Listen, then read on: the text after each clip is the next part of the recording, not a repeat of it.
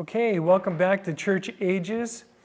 We are studying the Church Ages, and we've been talking about the Church Age of Sardis, which began in 1517 to the year 1900. Sardis meaning the remnant.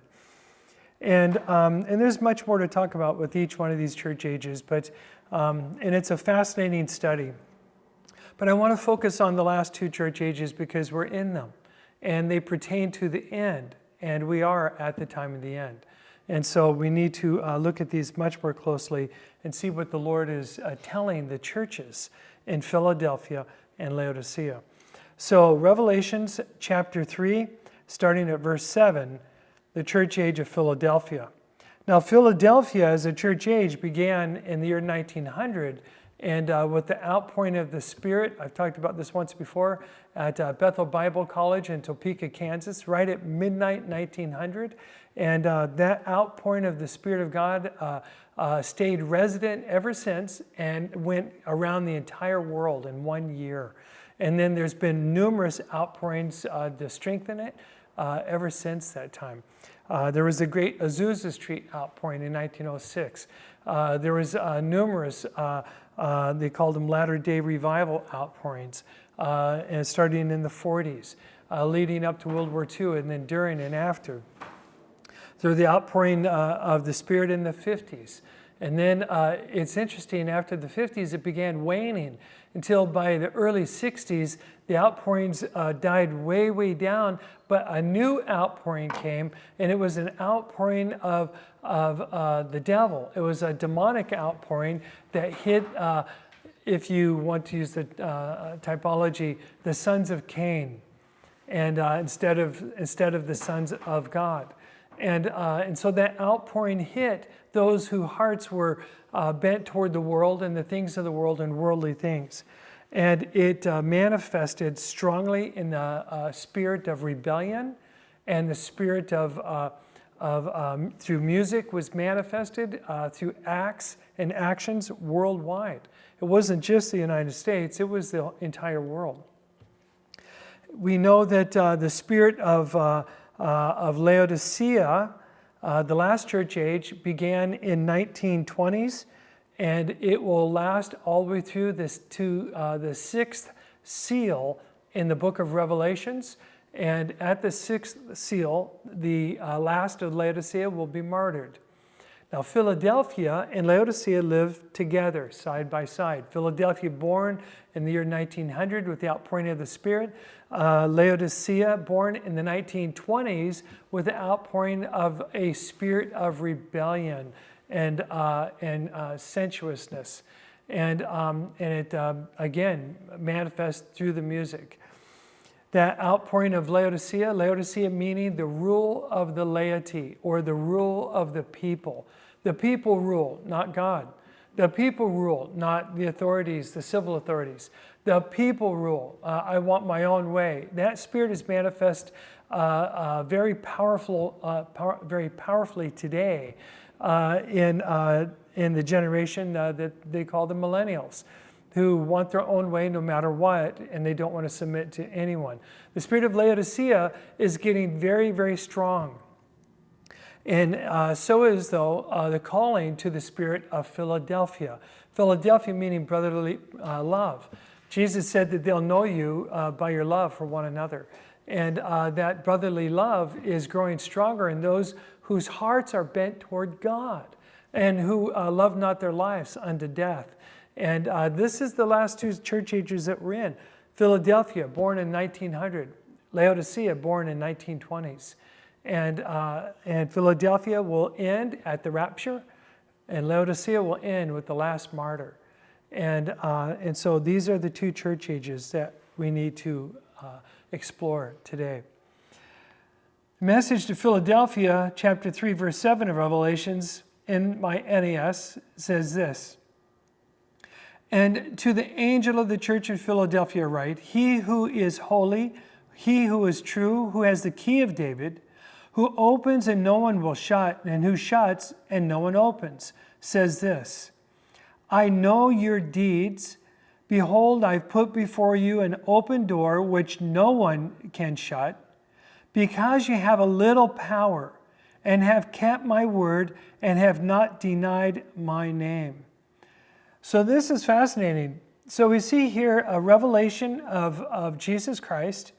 The revelation of Jesus Christ is he who is holy, who is true, who holds the key of David, who opens. So the key of David is as the kingship that only the king can hold, to open and also to shut. In other words, the prison. He can open the prison house and let prisoners out, and he can shut those in that go in. And no one can overcome the key or the word of David. What the king says goes. Of course, the prison is speaking of hell. He can open hell and let out those who he has deemed are worthy and have paid the cost that they owed. And he can also shut in hell until they have paid the ultimate cost. The decision and the rule of it is in the hands of Christ. Verse 8, he says, I know your deeds. The word deeds there is literally labors. I know your labors. Behold, I've put before you an open door, which no one shuts. Now this is very interesting. An open door, the word open is literally permanently opened. Permanently opened. It's not a door that's opened for a moment and then slammed shut. It's a door that's slammed open and no one's going to shut it again. It's permanently opened. And so he opens a door for Philadelphia, for the bride church, that nobody can shut. And if we look at this and understand what he's meaning by this open door, it's very interesting, because as we studied the Philadelphian or bride church and the bride ministry, what we see is that the bride at one point in time will take on life. They will take on the fullness of our salvation. This mortal will put on that immortality. That happens just before the rapture. And once that opens, once that spiritual door opens and true life floods in to this mortal, this flesh will take on that immortality that Christ himself has, and never to suffer and die again. That open door is an open door to Christ. It's an open door to the Spirit. It is Christ manifesting through you face to face. 1 Corinthians 13. And that open door is what we long for. We long for that open door between us and the Lord. No longer seen through a mirror dimly, but face to face. Because Christ will be seen through you, the hope of glory, to all who are crying out for a vision of the Lord and for the presence of the Lord. In the book of Song of Solomon, which we're going to go to here in a minute, you'll see the book of Song of Solomon is it's a beautiful metaphoric picture of Christ and his bride and the church. And it gives incredibly deep insights into the heart of Christ and the heart of his bride and the church. And it's all sang as a love cantata. And that's how Solomon originally wrote it.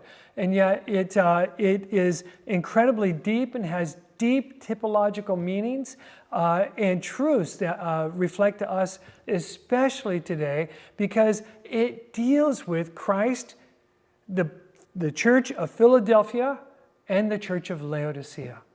The Song of Solomon just cries out to the last days. It cries out to the bride of Christ going away with her Solomon, which is Christ. It cries out to the church that is left behind and the daughters of Jerusalem, the different denominations.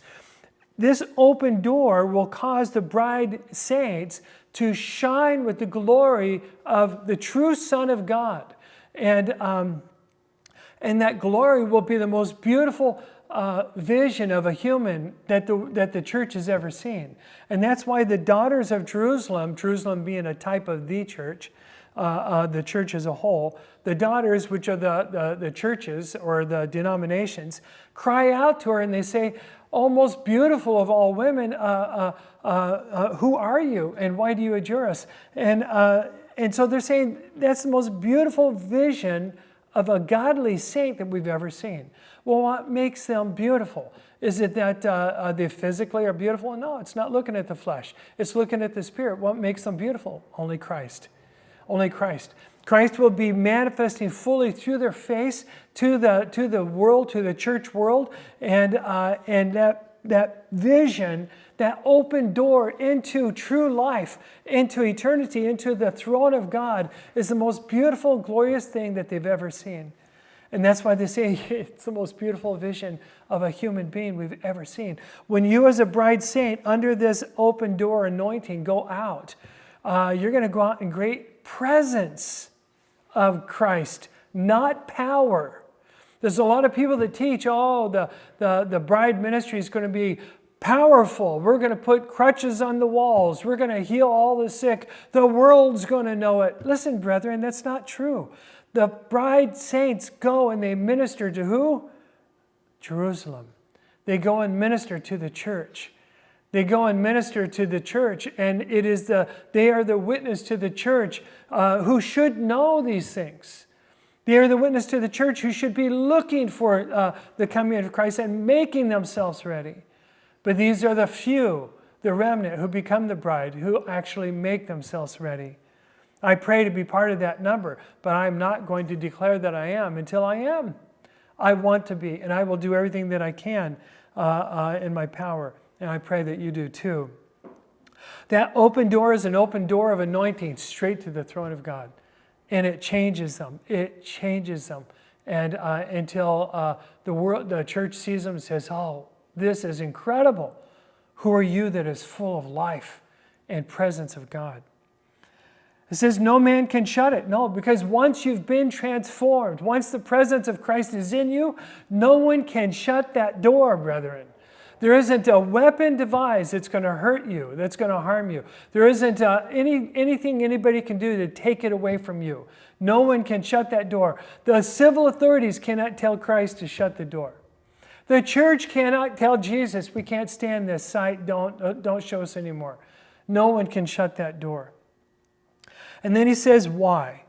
He says, because you have a little strength and have kept my word and have not denied my name. Now it's interesting, the little strength. We see that in my NAS it says a little power. It's interesting, that word is dunamis in the Hebrew. And the word means, we get the word dynamite from it. It means explosive outward signs and wonders. An amazing display of power. Okay, that's what most of the church looks for. That's what the world looks for. The world looks for a sign. And Jesus gave us the greatest sign when they asked for a sign from him. And it was the sign of Jonah, being buried in the earth for 3 days and 3 nights and resurrected. And he literally fulfilled that sign. But they're still asking for a sign. And the church is still asking for dunamis. And they want that power. They want that sign. But the Lord is saying, no, you, bride saints, have little dunamis. You don't have that outward great sign. There's going to be some that's seen, but it's only going to be a little bit. There's a greater sign that's seen. There is a greater sign. You see, the world asks for a sign. The church shouldn't ask for a sign. The church already has the sign. They're supposed to be born again. The sign was them becoming born again. They don't ask for a sign. It's the world that's asking for a sign. Yet many in the church, wanting to convince the world and themselves, those who are spiritually dead inside, they're asking for a sign and seeking that power. Let's turn to Song of Solomon, chapter 8, verse 5, and begin there. And for just a moment, we're almost out of time. Let me get there.